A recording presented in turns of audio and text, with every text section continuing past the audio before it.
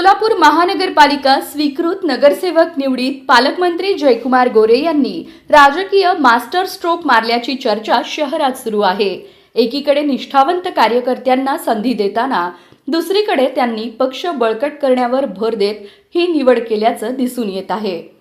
स्वीकृत नगरसेवकपदी शहराध्यक्ष रोहिणी तडवळकर, ज्ञानेश्वर म्याकल, रुद्रेश बोरामणी, श्रीनिवास दायमा, वृषाली चालुक्य, अक्षय अंजिखाने, ॲडव्होकेट ऋतुराज म्हेत्रे यांच्यासह महाराष्ट्र राज्य मराठी पत्रकार संघाचे प्रदेशाध्यक्ष मनीष केत यांची निवड करण्यात आली आहे।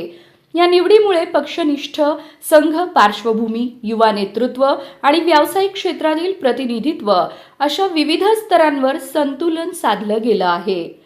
2 पिढ्यांपासून पक्षाशी नाळ जुळलेल्या रोहिणी तडवळकर, 1996 पासून कार्यरत रुद्रेश बोरामणी, संघ संस्कारातून घडलेले ज्ञानेश्वर म्याकल आणि श्रीनिवास दायमा यांना संधी देत कोअर संघटन मजबूत करण्यात आलं आहे।